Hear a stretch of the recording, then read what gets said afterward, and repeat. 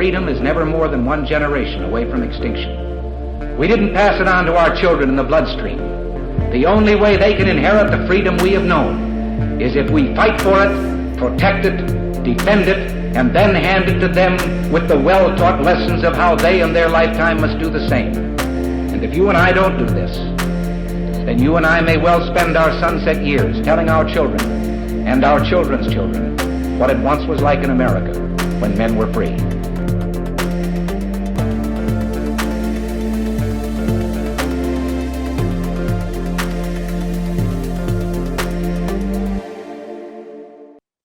Hey everybody, welcome to episode number 378 of Gun Freedom Radio, where we educate, we engage, and we inform.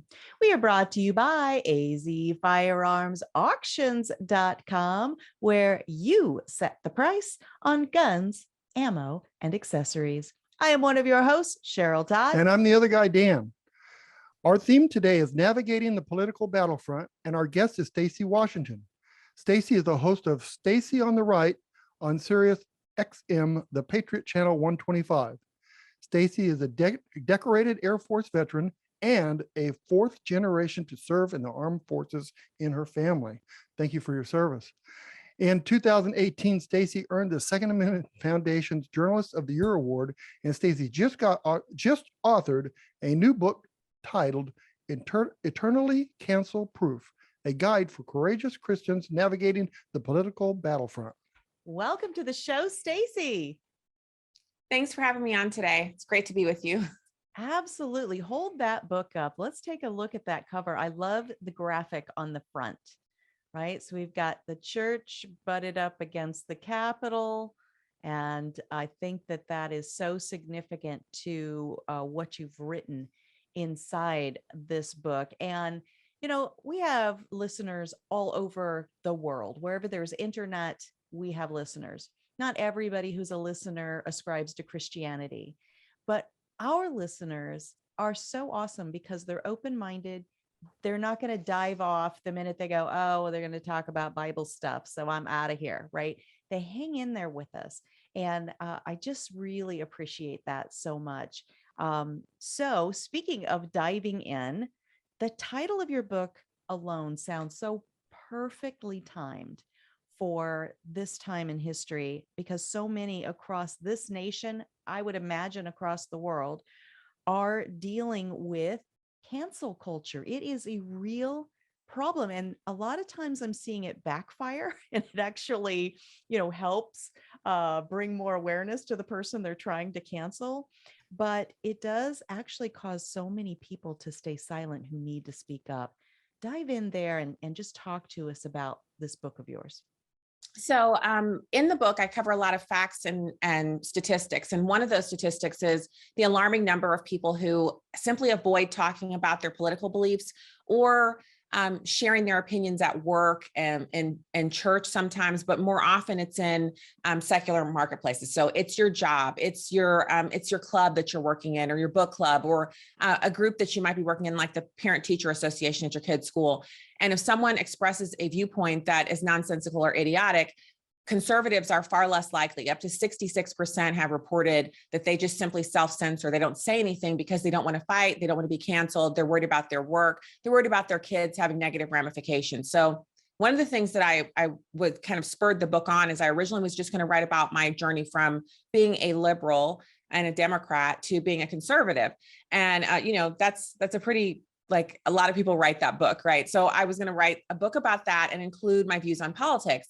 But something was missing. And then I began to see the statistics on cancel culture. And you're right, Cheryl, it does backfire, but not until after, in many cases, the person who is the victim has suffered severe consequences. They've lost their job or they've been publicly humiliated. And so I kind of went in that direction. Like, how does cancel culture impact Americans? And then what makes it different for people? You know, there's like Dinesh D'Souza actually went to prison for something far less than what Hillary Clinton and many other far more famous, far more influential and impactful people have committed far greater crimes. He just simply gave a little bit too much and violated an FEC rule and went to prison. And so you see the difference. There's like hypocrisy there. So I started delving in, and I started off with the biblical worldview. I'm a Christian, but the biblical worldview is applicable to people who aren't Christians because our country was founded on the Judeo-Christian foundation. So our founders used these sermons from the Black Robe Regiment, and they used the writings of philosophers, they used the Bible, and that's how they came up with the Constitution, the Bill of Rights, the Federalist Papers, everything that we use to this day to govern our country. And we have the longest standing Constitution in the history of nations. We don't have coups, we don't have overthrows, we have peaceful transfers of power. Even in the most contentious of times, we're the only country to have a civil war and go to war with itself over slavery and come out a unified nation. So the biblical worldview is actually applicable to any person who is an American citizen. So that's the first thing. And I'm glad you have a strong body of listeners who are willing to kind of hear me out on this, because the book is straight politics. It's all about everything that's happening. I cover immigration, abortion. I cover the two-party platforms. I compare them, I actually printed them out, and one is like 88 pages, the Democrat platform. The other one's about 54 pages. I printed them out and compared them chapter by chapter, topic by topic. And I do that here in the book so you can understand why socialism doesn't work, why socialism is unbiblical. And then I also talk about endless war, corrupt leadership. I talk about why the Republicans who have the best platform are often neutered in Washington, D.C. because of their weakness and their inability to actually practice what they've promised, which is something that President Trump was able to do. But most politicians have trouble with that because they're weak. And I explain the weakness. I also talk about the indoctrination of our children, critical race theory, true Black history. So the book is, yes, it's from the worldview of a Christian. I'm a Christian, but I'm also, as you said, I'm a gun owner. I'm a concealed carry certified gun owner. I also shot marksman on active duty in the Air Force. I love listening to 80s and 90s rock and popular music. I'm a mainstream radio host on SiriusXM's Patriot Channel 125. So I'm not like, some fundamentalist who's off in the hinterlands, living out in the woods somewhere, who I don't participate in our society. I'm a fully functioning member of our society. And I want to tell people how we can make change and how we can be strong enough so that we're not worried about being canceled. Because the fact is, you're probably going to get canceled unless you live as if you are a leftist. Unless you completely hide who you are, you're probably going to get canceled in some way, whether it's a friendship, a friend group, something like that. And I've had all of those things happen. I had a very public cancellation from the St. Louis Post-Dispatch as a columnist, which is how I ended up writing the work that I ended up getting the award from the Second Amendment Foundation. So the cancellations, I compare them to Obi-Wan and Lord Vader, and they're at the base, and Obi-Wan's trying to give, Luke and Leia and all of them a chance to escape. And he engages Lord Vader. And Lord Vader is preparing to strike him down. And he says, if you strike me down, I'll only become more powerful than you can ever imagine. Mm-hmm. Well, that's basically the assurance we have in Christ in Scripture about how we are to live our lives here on this earth. This is just an audition. We're going to eternity. We are eternally cancel-proof, which is the name of the book. So I've been canceled very publicly, very humiliating cancellations. And I'm sitting here just as happy as I could possibly be. And I've had other things that have happened, personal things, sometimes with family, sometimes with friends, sometimes with groups that I feel like should understand where I'm coming from, but there's still been cancellation. I look at that as an opportunity for me to show grace and also to prove that what I'm espousing is correct. And, I didn't write the Bible. So if anyone has a problem with it, their problem is with the writers of the Bible and the inspiration for it, which is God, not me. I'm just here to tell the truth. And so I want to encourage people to tell the truth. And that's why I wrote this book. That is phenomenal. And I love that Star Wars analogy because it really, I think, that helps people encapsulate this a little bit more, because it's one thing to cheer somebody else on that's going through a cancel situation, but it's another when that dark force is turned on yourself. and it's just easy to try to dodge it or stay quiet. Like you said, 66% of us really do. One thing I want to try to unpack a little bit is, so cancel culture, we understand what that means. But then we have, this other situation where, if there's some company or something that is doing something that we disagree with, then how do we vote with our feet and our dollars, right? Move along and don't do business with that corporation, that organization, or boycott it in some way. Is that the same as cancel culture? Are those of us, like right now, as we are sitting here in the studio on Monday, April 4th, 2022, the Disney Corporation is just doing all kinds of stuff that's making those of us that, grew up loving Disney movies and going to Disneyland and raised our daughter going to Disneyland, and now we've got granddaughters and we love it. Those of us that feel like, okay, wait a minute, Disney's maybe leaving us. Like, we don't really want to leave them, but they're leaving us. Is that the same as cancel culture? And if not, how are they differentiated? Is that a fair question to throw at you? It is. It's a fair question. And I'm glad you asked me, because I have a whole chapter dedicated to, it's entitled, "It's Your Job to Indoctrinate Your Kids." So what we often have had in the past, especially as conservatives, is we either check out of public school, public education, and culture because it's pretty foul. Let's face it. Disney was a bright spot, actually. My husband and I went to Disneyland for our, the one in Florida. Yeah, Disneyland. That was where we honeymooned. Yeah. So we got married, drove down from Fort Walton Beach to, literally went to Orlando, stayed there for almost a week for our honeymoon. So I love it there. We've taken our kids, and it's one of the best places on earth. It really is. It's fantasy.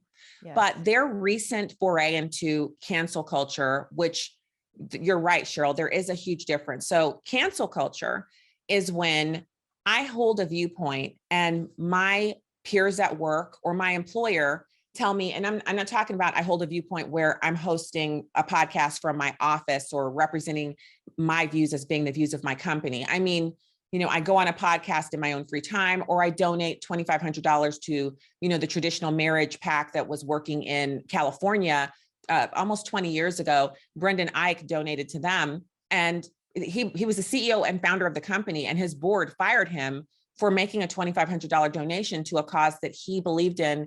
And it was a part of his free speech to do that. So I see cancel culture, the way that I define it is, this is an infringement on your free speech.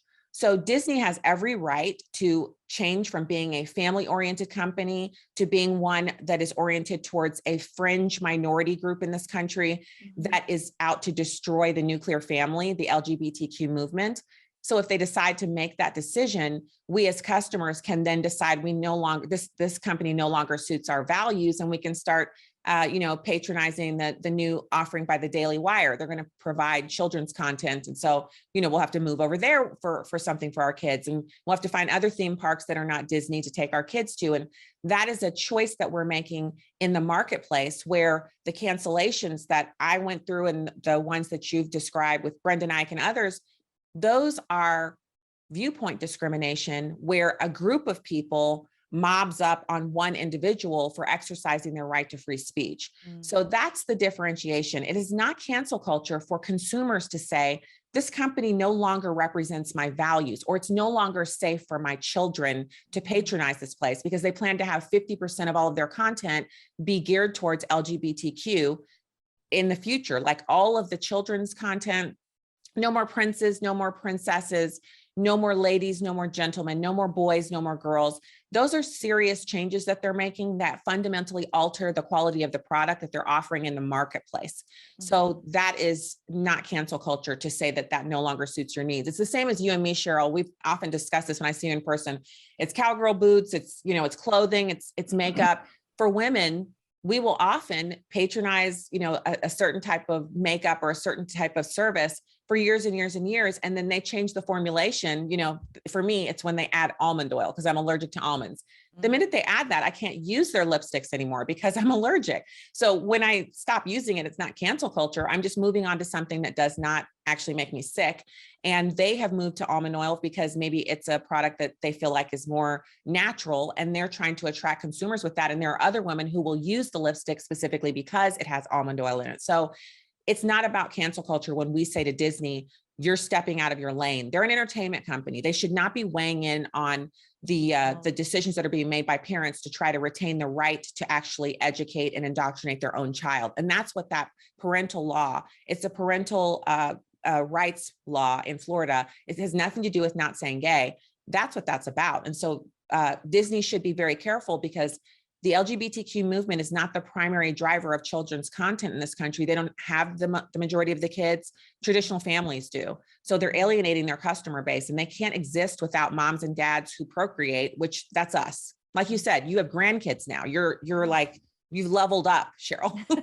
But Stacy, it's crazy because Disneyland or Disney, they it's such a small group that's making all the noise, and Disney's making these changes because we're quiet. We don't say nothing about it, you know? Right.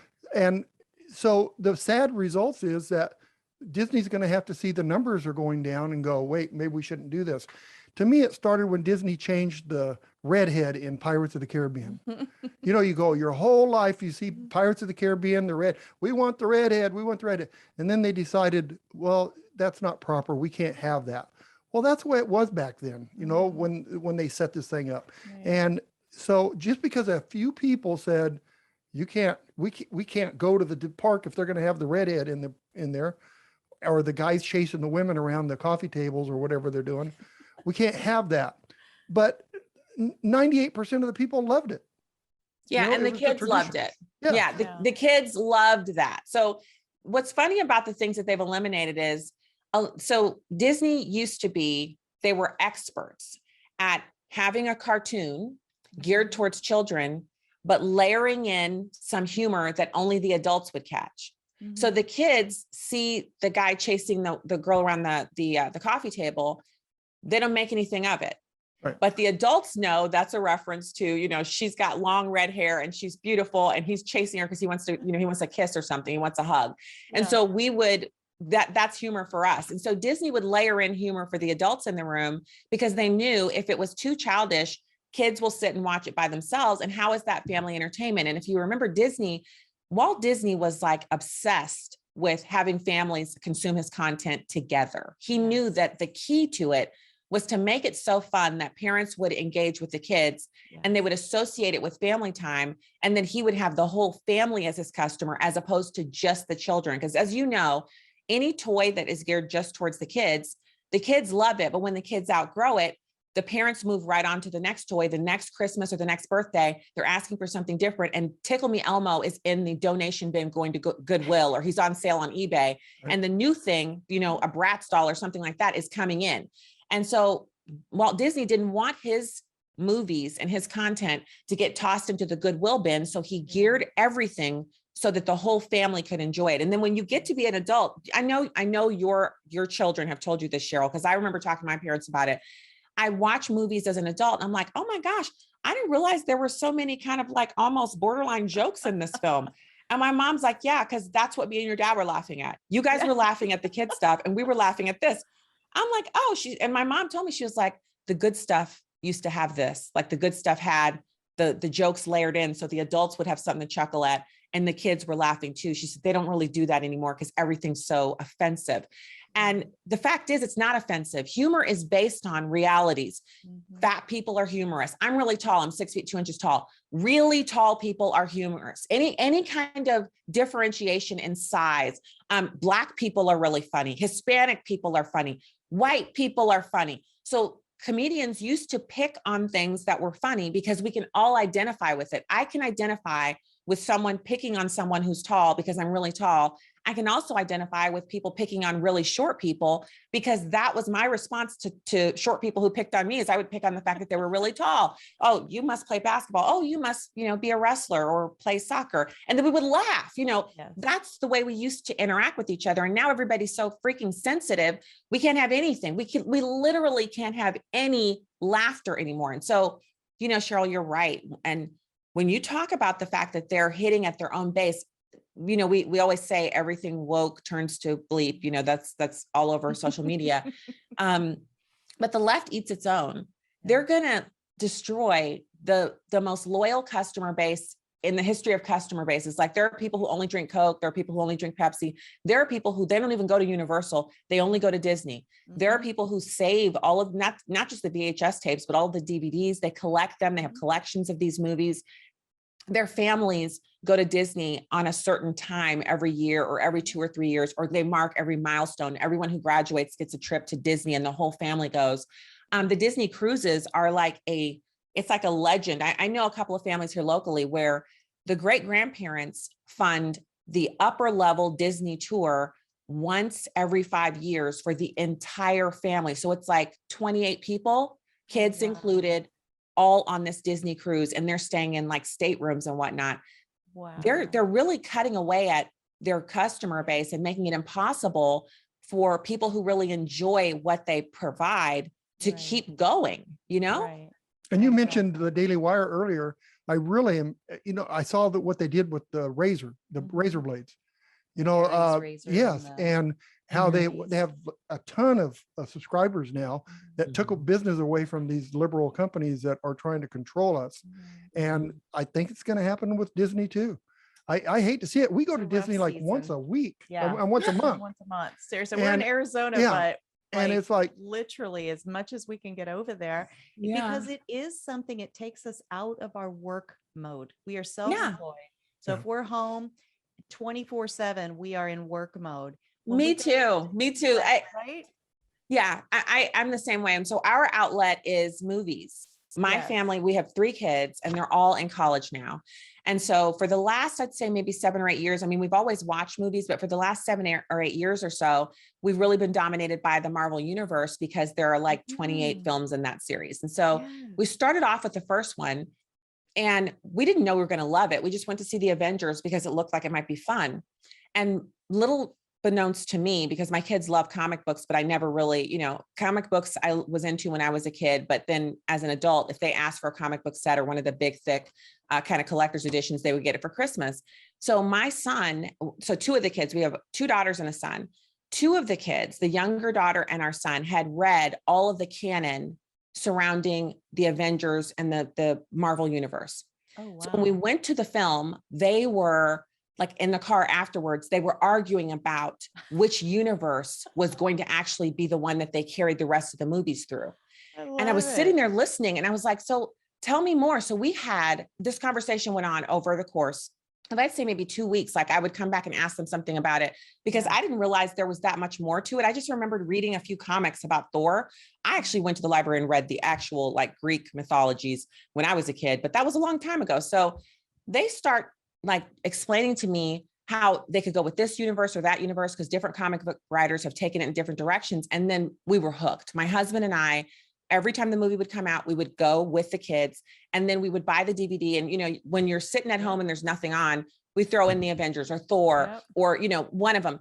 We enjoyed them so much. And to this day, even now that they're introducing the wokeness into it, it's really hard, because we've enjoyed so much of it before. And of course, over the course of 8 years, as you know, anything you do for that long, it becomes a part of kind of like your family culture. Absolutely. And you don't want anybody to take that away from you. And that's what Disney is doing. They're taking Disney culture away from tens of millions of families who, like yourself, you've incorporated that into kind of like your family language. You probably have things you say that are related to Disney and your family that, I don't say in my family, right? It's part of who you are.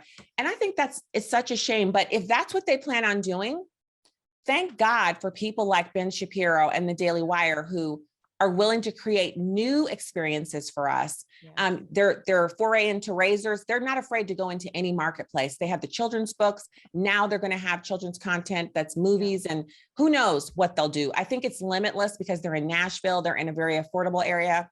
They're in the heart of the country. They're in a conservative beachhead. They're in Nashville. It's going to be pretty fantastic. But you mentioned, Bob, you said something about us being silent. This book is actually meant to plug you into the power source so that you're not silent anymore. Because people ask me a lot, well, Stacy, you're so brave and it's probably easy for you. It's not. I'm scared a lot. I am not brave. I'm actually pretty soft-hearted. My husband said I have a hard candy shell, but on the inside it's pure chocolate, because I really don't like arguing with people. I would prefer to sit and have coffee and talk about fun things. I would prefer to, help you with your interior design. Like, let's go shopping. Let's buy a new couch. That's what I'd love to do. But I have a knack for talking, and I definitely can retain a lot of information and facts surrounding these topics. And that's why I'm in politics. And that's why, of course, I love shooting guns. I love owning them. I love shooting them. I love buying them. And I love buying ammo. So that kind of dovetails in with a lot of what I discuss. But I want people to feel empowered to do it scared, to speak the truth anyway. Absolutely. This is about you saying, this country is worth it. And I don't have grandkids yet, but I want them really badly. And I don't want to leave them a country that's impossible to live in, where they can't speak the truth. So I have to speak the truth as long as I'm able to. And I go to a church where our pastor, someone calls them Ron's rants, where in the beginning of this sermon, he covers the issues of the day: mass shooting, immigration problem, President Trump suspended from Twitter, coronavirus masking policy, whatever it is, he'll talk about it and tell us what the Bible says about it. Yes. And then what ends up happening is you leave there thinking, okay, so that's how I talk about that, right? And that's what I try to do on my radio show and podcast, is tell people how to talk about it. It's not about the fight. I compare it to the F-16, F-15 Fighting Eagle. Those were my weapon systems that I analyzed when I was on active duty in the Air Force. And what people don't know about those aircraft is, most people don't know that the bombs are actually the tiny little missiles on the wings. The big tank underneath the body of the plane is actually a fuel tank, and it's filled with fuel. And that's what the plane uses to fly to the mission and during the battle. Well, once the plane has delivered its ordnance and fired off its missiles, then the plane is usually at that point, it's getting close to having no fuel left in that big tank. So what it can do is eject that tank. So it falls off of the plane, making the plane much lighter. And then the fuel in the wings is how the plane gets home. So I want people who read this book, I want you to take the information in this book. That's your ordnance. Those are your Stinger missiles, your Patriot missiles. You put those on your jet, you're the jet, and you get out there and you're with your neighbor, you're with a coworker. And they start talking about how, we need to leave the southern border wide open. You take the facts from this book. I give you everything you need to know about immigration in here, but it's brief, because other people write these big, huge 70,000 page or 70,000 word books about immigration. I cover these topics Stinger missile style, so you have something to take with you. Then you tell them the truth, and then you're out of there. You've only got enough fuel to get home. You got what's in the wings. You're getting home now. So you're telling what you know about immigration and why you don't agree in a very nice way, and then you're out of there. Why are you out of there? Because you can't argue with someone who doesn't understand the topic that you're discussing. You give them the information and encourage them. Hey, why don't you go check out some websites that are not mainstream, get a little bit of information on this, and we could talk about it again another time. But anyway, it was really great to engage with you on this subject. And, that's why I like spending time around you, maintain the relationship. That's why I like working with you, because at least you will listen to what I have to say. Right. Make sure they know you respect them, and then get out of there. Like your life depends on it. You're going to the bathroom, you're going to lunch. It's the end of your workday. You have to meet with someone, whatever you have to do to get out of there, because the argument is where we lose, because they're really emotionally driven. And the first thing they're going to say is you're a racist. So avoid that. Get out after you've delivered your payload. And I believe we're going to be much more effective that way, because we know the truth. We're the ones who have the truth. So we should be the last person in any setting to be silent, because we know the truth. And the bad thing about this is that those people they have nothing to back up what they're saying. Mm-hmm. And it is pure emotions, just emotions. And it's hard to beat that, because then when you talk to them about what you're saying in the book, then they go home and watch CNN again. They get recharged with their nonsense that doesn't have anything to back it. But we just, they're a louder voice, and we need to be louder. We need to be louder than they are, right? We are not as loud because, well, for one thing, we know that they're wrong. Right. It's really hard to talk to somebody you know is wrong, and they're not just like a little wrong or slightly off the mark. They're literally spouting propaganda in your face, and you're just standing there like, oh gosh, where do you start? Yeah. What's happening here? But in the book, I give you the comparative. So it's comparative truth in that instead of just telling you how wrong the left is, I also talk about how we on the right have been wrong and why. I give you the information from the founding, but a lot of leftists don't care about history. They think everyone in history was a racist.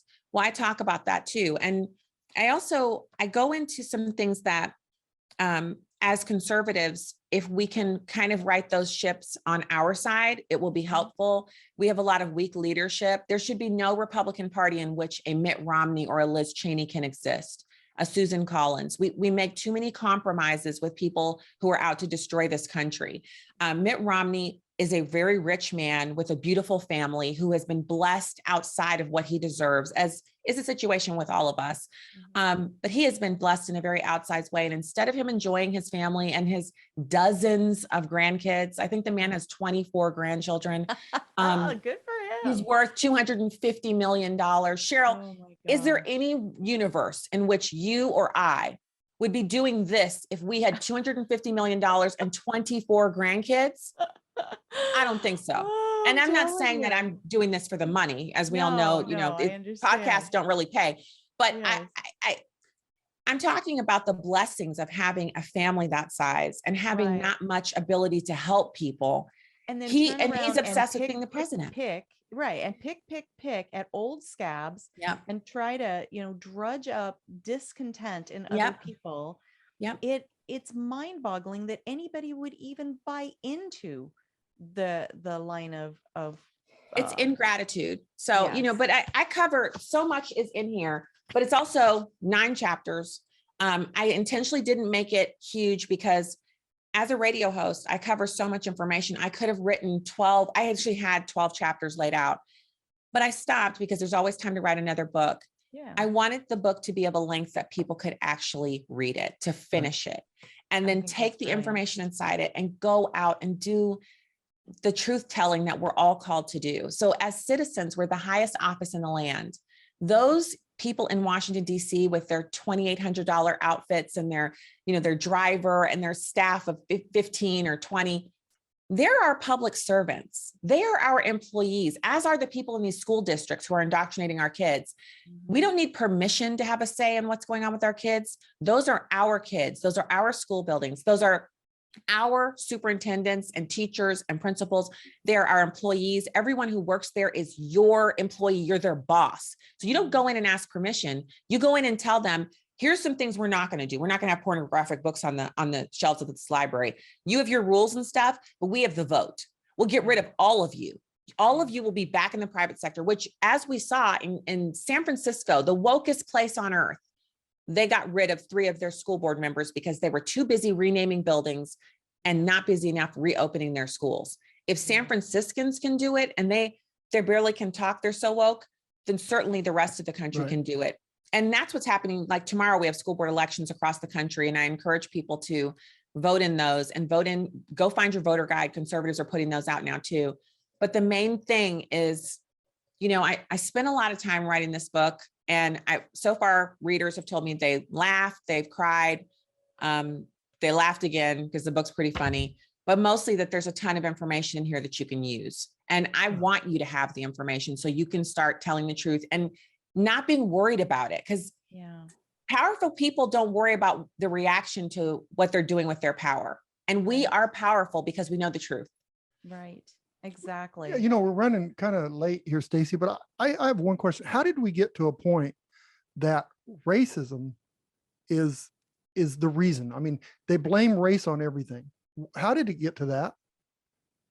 Especially after being, I graduated high school in 1984, and it was all, we are the world, it was ebony and ivory.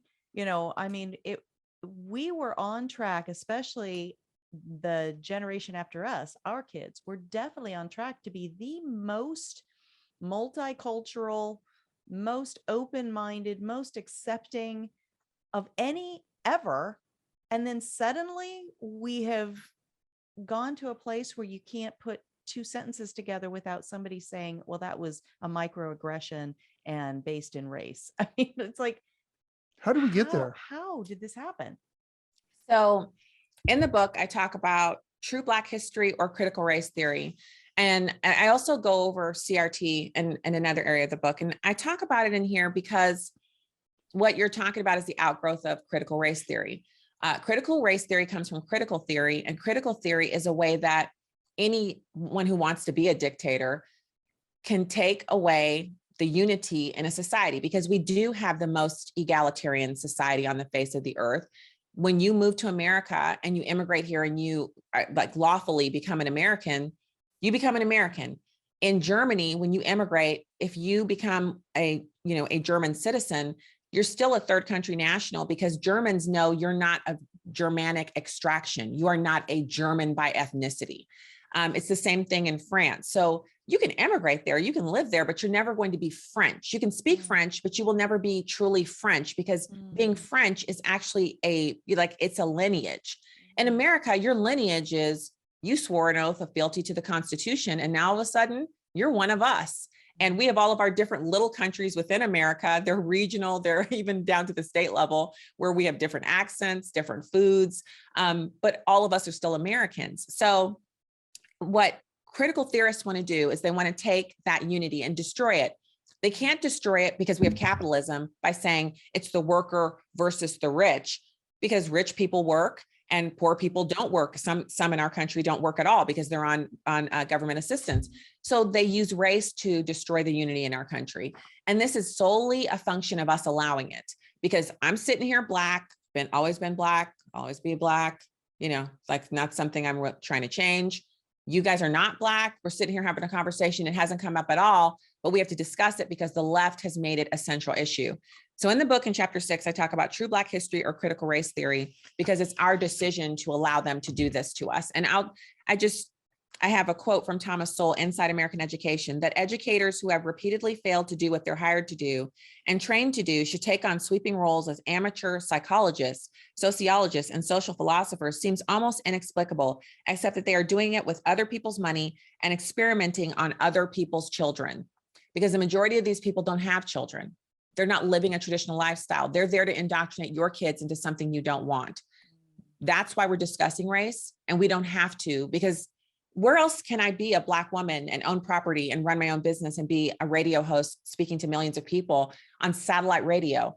I can't do that in other countries where Blacks are enslaved, like in the Middle East, or in China, where the CCP decides who's on the radio, or in North Korea, where a tin pot dictator decides what haircut you can have. I can only do this here in this country. It's the best place on earth to be a minority of any kind. And we know that because all minorities want to live here. Why would they want to live here if it's the most racist place on earth? Like I still can't find a leftist who can answer me. Why are all the people from Mexico, Guatemala, Honduras, why are they all coming to America instead of going to Canada if America is so racist? Why aren't they going to Haiti? Why aren't they going anywhere? Why aren't they traveling to China? These people have ingenuity. They can get here, they can get anywhere. Why aren't they going to these other countries if America is so racist? Well, it's because we're not racist. Exactly. Boy, that was Thank so you for well that. said. Thank you. I know we've got to wrap up. You've got to run. We do as well. But I wonder if you could sort of put a bow around this, because we are in a time of spiritual warfare, right? Spiritual battle. So figuratively, and people maybe who aren't spiritual minded, they could think of it as the spirit of our nation is coming under battle. But also for you and I and Dan, since we are Christians, we think of it literally, that you can feel it in the air, the spiritual battle going on around us. Ultimately, those of us who ascribe to Christianity, we believe that while we do have free will, God gave us free will. That was a gift to us. God has the final say. Our creator has the final say on who sits in authority, and every president that we've ever had, every dictator, every king. And he decides. He's the decider. God is, of how things play out. What would you say the Bible says would have to say about where we are right now in history? Because it really feels like a crux, a crossroads. What would you have to say about that? Well, the first thing I'll say is, if you're feeling discouraged right now because, gas is $5.50 a gallon in some places, and the chicken thighs are, up over $10, and it feels impossible. Don't feel discouraged, because you're not here by accident. You're living in this time, during this timeline, as the young people like to say, for a reason. You're here for a specific purpose. And so God ordained this time for you, because your voice and your work matters. And I'm not talking about, like, when I was growing up, I thought the only way people could truly serve God was if they were missionaries in like Vietnam or on the continent of Africa. So anyone who said God used me, that's where they would end up. Well, as a grown-up, now I know my primary ministry field is right here in this house. It's with my husband and with our children. And now that they're college age, God has allowed me to expand and talk to other people, but it's within your own sphere. So don't be discouraged. Be excited, because you're empowered to do something amazing right now. So where are we right now in America? Well, we're at a crossroads where we're trending away from freedom, and we're trending away from faith and people being able to speak the truth or even practice their religion. Because we saw during coronavirus, they locked the churches down. That was completely unconstitutional, but they did it, and the church sat by and allowed it. So where we are is that in God's timing, you mentioned, Cheryl, that God's timing is, he's in control. He decides who's in power. And so he places leaders in authority over us. Sometimes it's for blessing. Sometimes it's for judgment. Barack Obama's presidency was a judgment. President Trump was a time of correction and an opportunity for us to change as a nation. Many, many people in our country don't want freedom. They want to be ruled over. They want to be controlled. That was demonstrated during the Trump years so evidently. And now we have President Biden, who is a judgment, because he has dementia. He's not even all there. I'm not sure who's running this country. It's probably Barack Obama again from behind the scenes. And so when you look at it that way, you say, well, what is God doing here?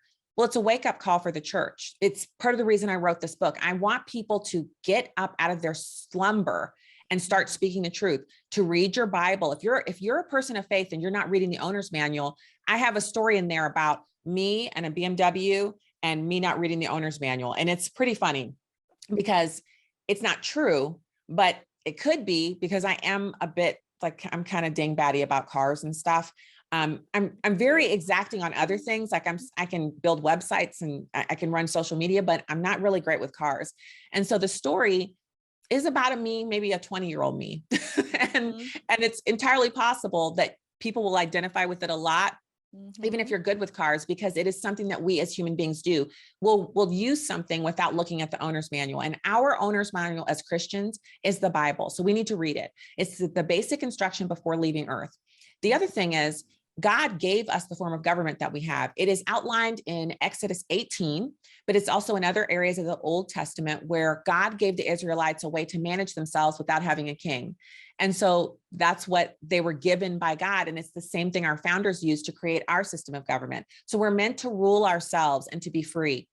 And so you find yourself alive in today where we have cancel culture and we have all these things going on, but we also have technology. You also have a phone that if you don't feel like reading the Bible, you can have somebody with a British or Australian or even a German accent read the Bible to you while you're cooking and cleaning and doing things you need to do. We have the technology to do almost anything you want. Look at you. We're having this conversation. Dan, Cheryl, and Stacy, y'all are in Arizona. I'm in Missouri. And we're having this conversation for your worldwide audience. So listen, you're not to be discouraged. God never tells us in the Bible to be discouraged. He says, be of good cheer. And he tells us not to fear over 365 times. Right. He also says that we are co-heirs with Christ. He died for our sins to make us co-heirs, to make us at the same level as him, as children of God. And then we get to go to God and say, Lord, look at my country. My country stinks right now. Can you help? What do you want me to do? What do you see happening here, Lord? What can I do to stem the tide? What can I do to be kind to my neighbor so maybe they'll come to church with me and get the power of the Holy Spirit so they can actually know truth? Because that's part of the reason why Democrats are they're dumbed down to the core. They can't absorb truth because the Bible is foolishness to those who are perishing, but it is the wisdom of God to those who know Jesus. So I can read the Bible and I just get so much out of it. But a person who is deceived and doesn't know Jesus can't read the Bible and understand it. It might as well be Greek. So they need to know Jesus. So that's what we're called to do. We're to love our neighbors, to be kind to them, to pour out of ourselves into them, and to bring them into the kingdom. And then for those who will not, we are not to yield. We are not to bend. We are not to bow. We are never to ever give any ground to evil because we have the mind of Christ. He dwells within us and he doesn't lose. He tells us that the enemy is under our feet. So we take ownership of our place as children of the Most High God, and we go out into the entirety of our sphere, speaking truth fearlessly because we know no man can touch God's anointed and no man can remove your eternity from you, which is why I always say, I fear no man. Threaten, do whatever you feel like you're going to do. You cannot touch me because I am anointed. If I'm absent from this body, I am present with the Lord, but I'm not absent from this body. I'm right here. And so as long as I'm here, I'm going to speak truth and I'm going to swing my sword on behalf of this country because it's the country that God gave to us. And we need to defend it because it's a gift. It's an actual gift from God. That's why everyone else wants to live here. That's why people love this country. That's why foreigners love it. Not because of our president. I think President Trump is amazing, but he's not the reason why people love America. People love America because it's America and it was a gift from God. So we have to defend it. So I want people encouraged, powered up, and out there speaking truth and being kind and winning over souls for Christ so that we'll have something as our reward when we get there. We're one day no longer going to be here on this earth, running around in these decaying bodies, worrying about makeup and hair. We're going to have created bodies and we're going to be in heaven, yucking it up with Jesus. We're going to be existing in all of the dimensions at the same time. Instead of just 3 dimensions, we'll have access to all of them. We'll no longer be confined by things like time and eating for sustenance and sleeping for rest. It's going to be amazing. Just knowing that is good enough reason for us to go out and do whatever God tells you to do, because that's the adventure. If you told me 20 years ago, Cheryl, Stacy, you're going to be on radio and you're going to write a book, I'd have been like, in what universe? I'm just trying to manage these kids and make sure I do laundry more than 1 time a week. Now I'm doing this stuff, and it's only because God has given me the ability to do it and actually empowered me to do it outside of myself, because by myself, I can't do this stuff. So what part of the adventure are you not partaking because you think maybe you're not equipped, or, maybe I'm not, that wild, crazy idea that you have that you're like, it's in the back of your mind, but you can't get rid of it. That's your adventure. That's what God is going to empower you to go do. So let's do it. Let's do it while we still have time, while we still have freedom, while we still can. Let's do it. Amen. That is awesome. All of that. That is phenomenal. I got goosebumps because truth bumps really is what they are, because it's a mind-boggling to me that there are people out there that aren't attracted to truth in the way that we are. It's just it just pulls us like a moth to light, because it is light. And they'd rather spend their time mucking around in weird theories and cancel culture and hating on each other and hating on those they don't understand. It's like, what? That's so pointless. We're over here where you have the truth and you have the light and you have, this vibrant world view. It's amazing to me that everybody doesn't understand that and is drawn to that. But I hope that anybody listening here that's even on the fence, thinking, so what is this whole thing? That's our whole show is about. What is this whole thing about guns? Are they good? Are they bad? We want to try to draw people in to at least consider how we feel about our rights and firearms. And the same thing with this kind of thinking. just open your mind to it. Just, consider it, just chew on it for a while and see which way you ultimately are pulled to think and believe. And just as we start going out right now, Stacy, please tell folks, how do they follow all of this amazing, and I have to believe God ordained work that you're doing, and purchase this book and give themselves some stinger missiles of wisdom? How do they do that? So thank you so much for having me on, Dan and Cheryl, to discuss the book. I really appreciate your time. And I encourage you to go to Amazon where the book is for sale. This is an author copy, which is why it has this little gray tag. So when you see the book online, it will not have the little gray tag, but I've actually mailed out all of my pre-orders. So I don't have any books here at home. And I have a new shipment coming in later on this week. So you can order the book and have it to your house in 2 days or less on Amazon. It's eternally cancel proof. You can also go to my website and order the book. And if you order it from me directly, you pay a little more because I have to ship it here, and then I sign it and then I mail it to you from here. So you can definitely do that. And then the book will be everywhere: Target, Walmart, all of those different places. In another couple of weeks, I'm actually going through that process right now for distribution. And I'm very excited because I'm going to go to like a Barnes and Nobles, which we go to all the time. I'll go there and I'll see my own book. So that's you'll probably hear me screaming in Arizona. I'll be screaming so loud. I'll be screaming with you. So excited. So excited. So I'm Stacy on the Right everywhere on Truth Social, Gab, Parlor, Instagram. StacyOnTheRight.com is my website where you can subscribe. And I sometimes put out a newsletter there. It's not very frequent, but if you get on the mailing list, I'll never sell your info. Just send out an occasional newsletter. And I also post the show notes there for my program. So if you're ever if you're listening to me on Sirius and you're like, man, what did she say? You can go to the show notes and click on the stories and read them for yourself.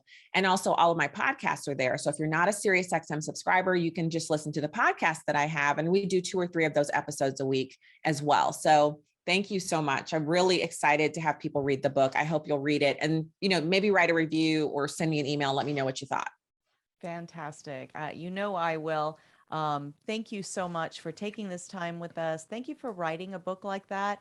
And when you go back, you said you had 12 chapters, you pared it down to 9. When you start the next book with those other chapters, let us know. We want to have you back on and find out more about what you've written. All right. I was trying to discuss that, and my husband was like, stop it. Just promote this book. He was like, just do one thing at a time. And I was like, you're right. He was like, I'm right. You will get to those other things, but don't get it. He was like, you're going to drive yourself crazy. And I was like, you're right. It's true. You're right. He was like, just work on this. I'm like, okay. So yeah, that's what's going on over here. Cause there's no kids here. So weird. Neither one of you guys, I'm looking at both of you, could do one thing at a time. It's true. I tell you that right now. It's really hard. I know Cheryl, because I've seen all the different things that you guys do. And I'm like, oh my gosh, that's so awesome. It's like a problem, but that's okay. I mean, that's why we have our husbands, Dan and Rod, just doing their best to hold us in like one piece, like regular people. You guys are like hoarders of getting things done. It's right? true. It's true. Yeah. God's got a lot for us to do. But if you know what? more people stepped up, we could share the load and we wouldn't be able to have to do everything, right? I mean, that's in the book too. Everyone could join in. We're willing to share, right, Cheryl? Yeah. Absolutely. But could you imagine? Absolutely. Very eager to share. I don't think I'd love you if you didn't do anything. That's true. True. But you are borderline compulsive worker, workaholic, or whatever you might want to call it. And here's your mirror right back at you, buddy. No, I was just thinking to myself. So Cheryl and I are taking a little bit of a beating here, but my husband gets a lot done too, and I know Dan does. I know this about you guys. What else do you do? That's all you do, right? All right, Miss Stacy, you're awesome. God bless you, and we will definitely be chatting with you again. Thank you so much. Thanks for having me. Bye-bye. Bye-bye. She's awesome. Yeah. Oh my goodness. A lot of All energy. right. What's that? A lot of energy. A lot of energy. A lot of I love how, she doesn't only have ideas, but she has the vehicle to share them and articulate them, and such an important voice, because she acknowledges it's not just her voice, right? This is a God ordained, this is a creator ordained work that she's doing. Right. And that's when you know it really has impact. And I forgot to turn my speaker off. Okay, we have got to wrap up and get on out of here. Holy cow. Thank you so much to Stacy Washington, Stacy on the Right. Please buy her book, follow all the work she does, support her in those ways. Thank Don't you just buy the book and then talk about it. right? Please talk about Buy it. it, read it, talk about it for Yeah. sure. Use those stinger missiles. I love that analogy. And thank you to all of our amazing listeners. As I've mentioned a few times through this show, every once in a while we'll talk about something that, really is based in Christianity or the Bible. And we know that not everybody who is our viewer and our listener ascribes to Christianity and understands the Bible as the truth, the owner's manual like we do. And that's okay, right? We're not here to indoctrinate. We're here to share information. And we just really love you and value you out Right. there who will, stick with us and listen to this. And even more so if you will share this message, even though we may not be speaking from your own personal perspective. It's what this show is about, right? Stretching our thoughts and our spheres of influence. So thank you so much. If you want to watch this and share this episode or any episode we've ever had, please go to our YouTube, our Gun Streamer, or OpsLens smartphone app if you like the video version. Subscribe, click for notifications, all that great stuff. If you want the audio only version, go to our website, gunfreedomradio.com, click the on demand tab, and Binge lesson to your heart's content, darling. all so beautifully said. If you want to learn more about any of our guests, including Stacy Washington, go to the guest tab. We have a huge body of work from all of the guests, all of the subject matter experts that we've ever had on. And when you spend time there, we don't hate that. All right, until next time, we are going to pray for our nation. What are we going to pray for? And we're going to pray for our leaders that they get a copy of Eternally Cancel Proof. So maybe they'll gain some wisdom. So as they not lead us, guide us, not control us, represent us. Yes. Represent us, that they can So represent I will pray us for that. better, more effectively. And, we pray for even those people that we somehow elected. Yes, the ones those ones, we're frustrated those with. ones, get them a copy of the audio of that book. So maybe even more so, we're praying for those who are in positions of responsibility and power and leadership that we're a little frustrated with, right? And some of the politicians that come in, they have good intentions, but then they get clouded or are forced into things that they wouldn't normally do. Let's pray for those that they're guided in the right way to actually serve us, not lead, not rule us. Absolutely. I like that. All right. Until next time, be good to each other. Have a great week. And God bless. God bless. Bye-bye.